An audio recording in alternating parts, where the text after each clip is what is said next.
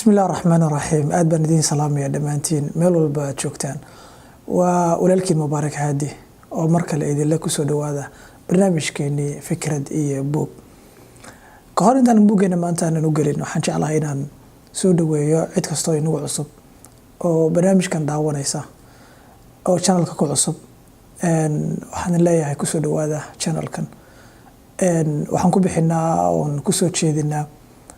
barnaamijyo dhowr ay kamid yihiin barnaamijka fikrad iyo buug buugan waxaan maleynayaa maanta inuu yahay buugii 34 ama 35 buug fara badan baa channelka ku jirta ilaa kontonkiina waan gaarsiin doonaa hadduu ilaahay yidhaahdo muddooyinka soo socda sidoo kale waxaa jira barnaamijkan su'aalaha kaga jawaabno oo layna soo weydiiyo oo aan ugu magac darno weydiin iyo warcelin sidoo kale barnaamij barbaarineed barnaamij tababaro aan qabano muuqaaladooda iyo barnaamij kale oo insha Allah wadada ku soo jira hadduu ilaahay yiraahdo aan jecelnahay in la wadaagno marka si aad ula socoto barnaamijkaas haddii aad barnaamijkan iyo barnaamijka lamid aad ka heshay waxaan ku dhiirigelin lahaa inaad subscribe garayso saaxiibadan aad la wadaagto haddii se aad hore ula socotay barnaamijkan welina aadan subscribe garayn maxaad sugaysaa waxaan jeclahay inaan wada socono hadduu ilaahay yiraahdo buuggeena maanta waa buugga la yiraahdo The 48 Laws of Power horaan idin la wadaagay buug uu qoray isla qoraaga Robert Greene waxaan maleynayaa halqo buuggan ka horeeyay inuu ahaa baan maleynayaa The Laws of Human Nature dad badan baa buuggan iga codsaday wax badanna waan runtii ka cagajiidayay inaan buuggan aan la soo wadaago dadka channelka ku taxan sabab jira oo buugan aragtiyo badan baa runtii ku gadaaman aragtiyo badan oo laga haystaa jira buug laftiisuna buug yareysanaya ma aha oo aragtiyo badan oo akhlaaqiyin marar badan iyo diiniyan marka loo eego inaga reebaysa ayaa ku jira laakiin faa'iidooyin fara badan oo runtii oo kale oo qofku adeegsan karayo una baahan yahay inuu adeegsado ayaa ku jira waata koowaade horta qof wal oo nolosha kor saaran si buu doonayaa inuu noqdo qof awood leh qof aragtidiisa la qaato qof aragtidiisa la dhageysto qof warkiisa la maqlo qof makaanad iyo position iyo malko ku leh koonka ku dhex leh qof walba waa doonayaa qof walba wuxuu ka cararayaa inuu power lose gareeyo oo uu noqdo qof aan saameyn iyo waxba aan ku lahayn يعني نلوش كلية ما يعني وحن كوضع حتى جوريجاga عروت هذا reerka walaalahaaga asxaabtaada qof wal oo inaga mid wuxuu doonayaa inuu awood yeesho waana mid kamida nature-ka aadanaha waayo haddaynan awoodda aynan yeelan wax badan oo aynu doonayno nolosha inaynu wax ka qabano ama ku soo kordhino ama aynu doonayno inaynu wax kaga qayb qaadan kula falgalno runtii way adkaanaysaa ama way yaraanaysaa marka buuggan wuxuu ku soo bandhigayaa qoraaga Robert Greene ilaa iyo 48 heer uu leeyahay waxa lagu yeeshaa awood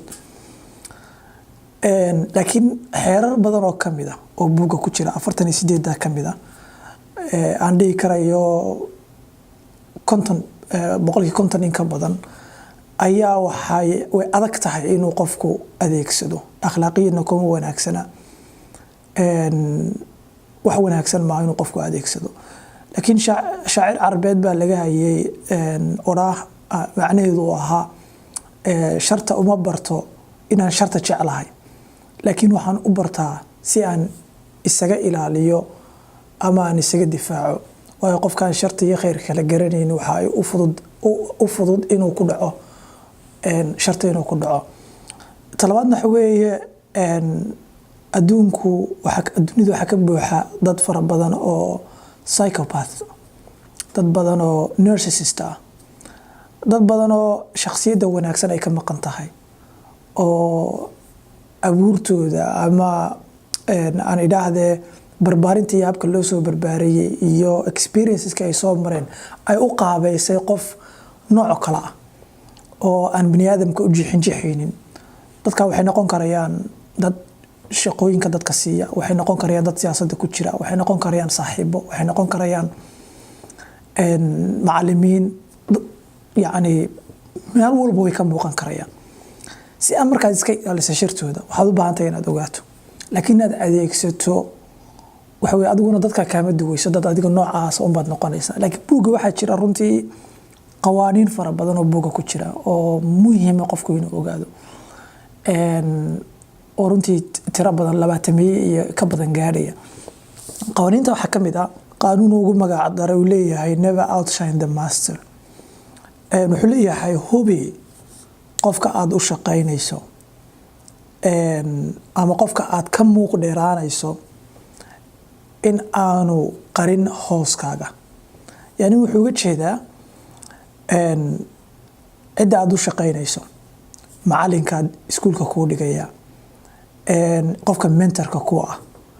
marar badan waxaa dhacda in caqli badnida qofka iyo shaqo badnidiisa iyo aqoontiisu ay qalqal geliso qofka uu u shaqaynayo yani qofka booska ku ah ee adiga kaa sareeya mar waliba isku day ayuu leeyahay in aadan ka muuq dheeraanin waayo haddaad ka muuq dheeraato waxaa adkaanaysa inaad sii wada joogi karaysaan waxaa fududaanaysa inuu laga yaabo shaqada inuu kaa ceydhiyo hadduu macallin yahay oo dee aad very articulate aad tahay qof magaranaysaa aftahan ah ama qof cilmi badan leh ama xitaa waxaan uu sheegaya aad u aragta in ay aad dhaliili karayso ama uu si khaldan wax u sheegayo isku day in aadan ka cod dheeraanin ka muuq dheeraanin qofka booska ku ah ama qofka ka sareeya marka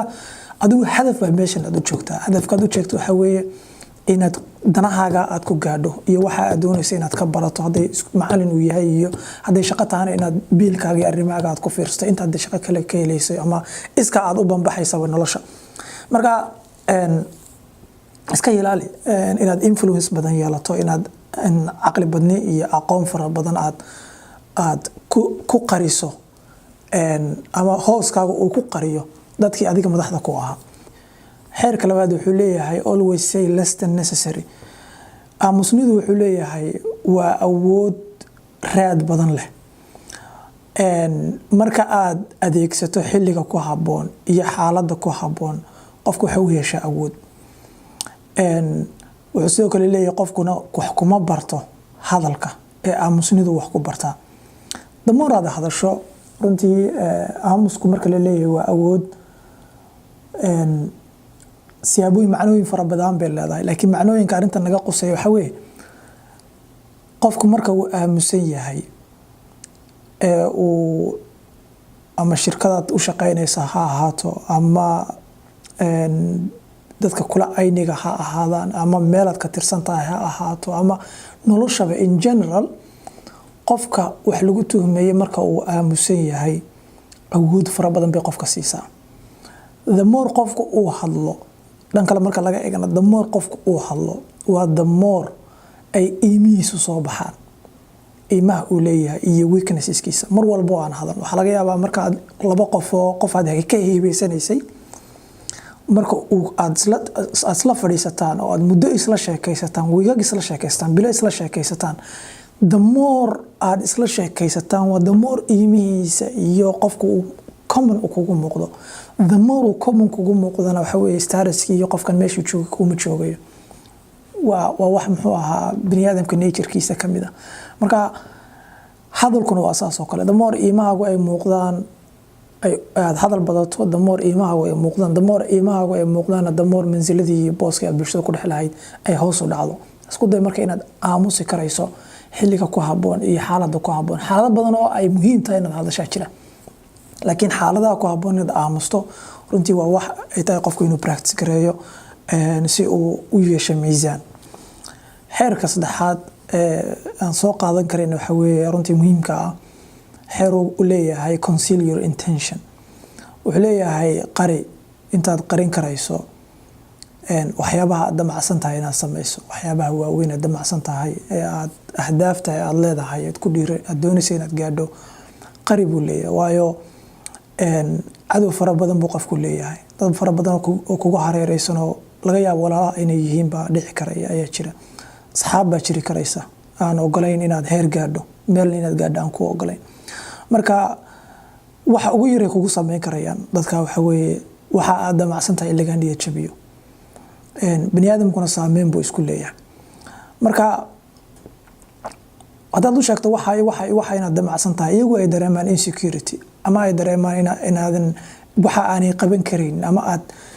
waxa markaad qabato aad gul gaadhayso oo aad ku banaynayso booska markay dareemaan waxa ugu yar ku geysan karaan saa hore u tilmaamay waxa weeye inay ka niyad jabiyaan haddii ay awood u leeyihiin inay waxa ka hor istaagaan ama ka kala tooraan way isku dayayaan يعني نبينا واتوب الله صلوات ربي وسلامه عليه استعينوا على قضاء حوائجكم بالكتمان فإن كل ذي نعمة محسود أو كما قال عليه السلام حديث الطبراني جامع سيدنا كتشره الشيخ الباني وقال ميستا وحيابا دمع سنتهين يهولا دوني سينا قبستان آمس وقال ميستا وإن نعمة ولبا وحي لهذا حي حاسد بين لهذا حركة kale afaradan tilmaami kareen waxa weeye wuxuu leeyahay isku day mar waliba inaad sumcadaada aad ilaashato waayo waxyaabaha aan soo laabanin qofku sumcadda uu leeyahay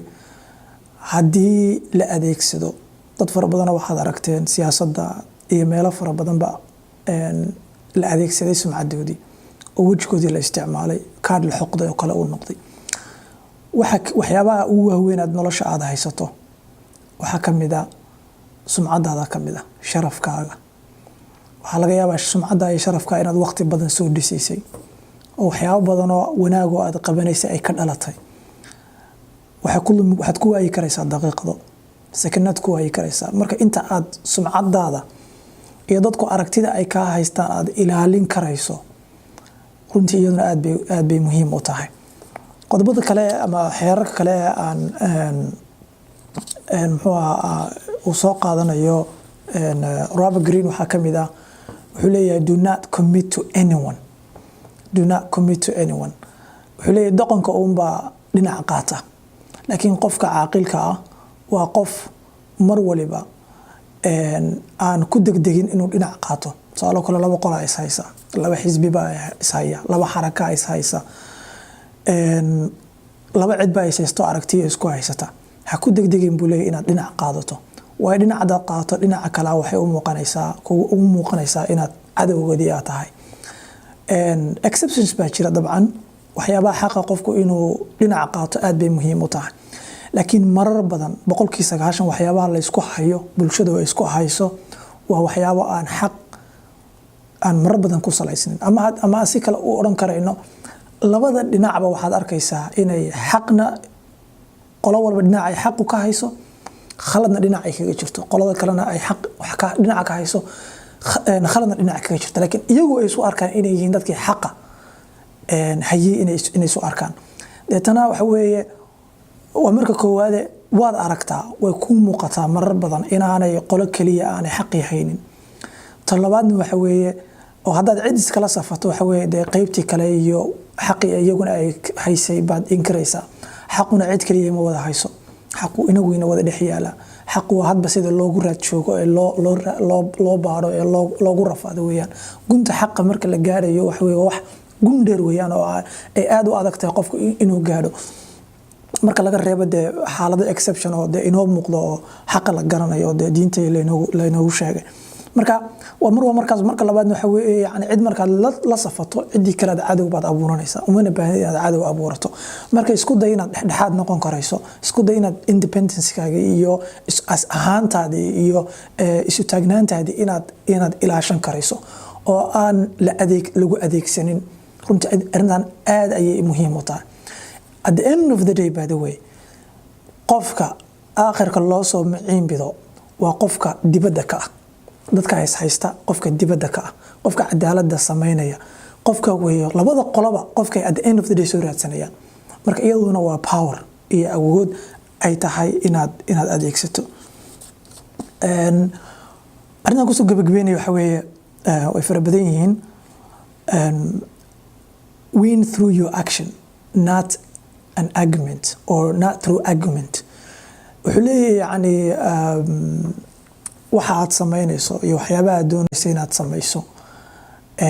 iyo waxyaabaha aad doonayso inaad qabato iyo waxyaabaha aad aaminsan tahay dhammaantood waxay isku dayin in aad kaga guulaysato asxaabtaada iyo dadka kula markaa cadowga kuga ama ku xasdaya inaad dood aad ugaga badiso inaad waxaa qabanayso inaad waxaa ku fiican tahay inaad waxaa noqon karayso inaad sidaa waayo wuxuu leeyahay waxa ka awood badan taa waxaa laga yaabaa inaanay kaa asmicin baa laga yaabaa laakiin sida ugu wanaagsan ee aad dadka aad uga argoosan karayso ama argosian waa negative bay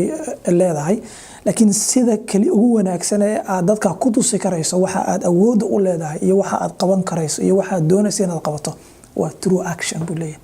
waa inaad ficilkii samayso yani si kale haddaan u yidhaahdo qof baa ku yidhi waxbaa tiri waxaasan rabaa inaan qabto ama aan soo kordhiyo deetana rag asxaabtaada ka mid oo laga yaabo inay ku jaribayaan oo asxaab wanaagsana ama laga yaabo inaanay ahaynba oo xaasidiin kugu ah ayaa laga yaaba inay ku yidhahdaan waxa ma samayn karaysid sidaasaa tahay waxaasaa kaa hor imanaya in waxyaabo badan oo aad markaa aad arkaysa inaad awood u leedahay hala doodin go do it soo samee then horkeen waayo bini aadamku ma garan karayaan awooddaada waa karaankaaga iyo potentialkaaga iyo awooddaada iyo waxa kugu jira iyo hibooyinkaagu waa wax adiga kugu qarsoon waayo bini aadamku hadday awood u yeelan lahay inay arkaan awoodahaaga oo dhan waxaa fududaan kari lahayd inay muxuu ahaa ay ku niyad jabiyaan haddii awood u leeyihiin inay arki karayaan oo soo bixin karayaan way kala soo bixi lahaayeen oo kaa qaadan lahaayeen laakiin qof wali wuxuu leeyahay awoodo fara badan oo isagoo ku duugan oo sira u ah oo ilaahay subxaanahu wa tacaala isagoo ku dhex keediyey awoodaha dadku ma ogaan karayaan marka cid kastoo ku tiraado waxaa ma qaban karaysid waxaa ma yeeli karaysid waxaa ma samayn karaysid iyagu waxay ka hadlayaan aragtidooda waxay ka hadlayaan awoodooda waxay ka hadlayaan ciddii ay arkeen awoodooda iyo dadka fashilmay laakiin adigu taada ma arkaan sida ugu wanaagsan aad dadka u tusi karayso waxa weeye inaad wixii soo qabato deetana aad horkeento marka ha isku day inaad dood aad kaga guulaysato dadka waxa kaliya aad kaga guulaysan karayso waxa weeye waa through action waa ficil weeyaan inaasan kusoo koobina barnaamijkeena maanta intaan buug kale iyo barnaamij kale aan u gudbi doono ama aan hawada dib ugu kulmi doono waxaan idin leeyahay waxa la akhriyo khayr fara badan baan idin rajeynayaa inta maan ku gaajaysan yahay guuli waa weli السلام عليكم ورحمة الله وبركاته.